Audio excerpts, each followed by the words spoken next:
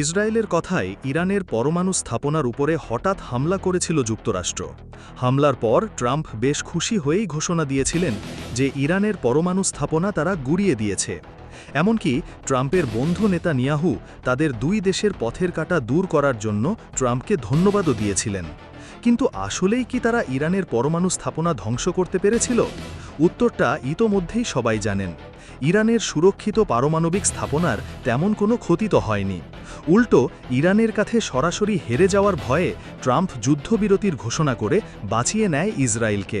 এমনকি পরমাণু সমৃদ্ধ না করতে সুর নরম করে লোভনীয় প্রস্তাবও দেয় ইরানকে।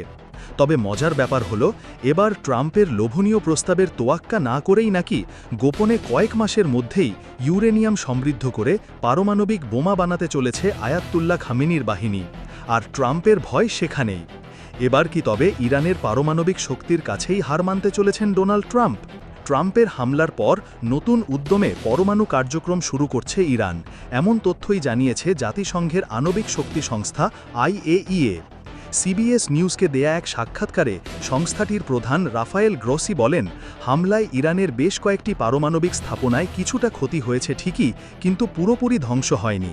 তাই দেশটির শিল্প ও প্রযুক্তিগত সক্ষমতা কাজে লাগিয়ে অল্প সময়ের মধ্যেই পরমাণু সমৃদ্ধিকরণ প্রক্রিয়া আবারও শুরু করাও সম্ভব।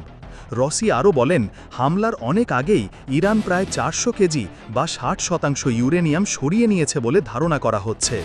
আর এই পরিমাণ ইউরেনিয়াম দিয়ে প্রায় 10টি পারমাণবিক বোমা তৈরি করা সম্ভব। বিশেষজ্ঞদের মতে ইরানের পরমাণু নিয়ে এমন কর্মকাণ্ড মধ্যপ্রাচ্যে উত্তেজনা আরও বাড়িয়ে দিতে পারে। এরকম আরও সব সত্য খবর সবার আগে পেতে সাবস্ক্রাইব করুন আমাদের চ্যানেল অপূর্ব নিউজ 24।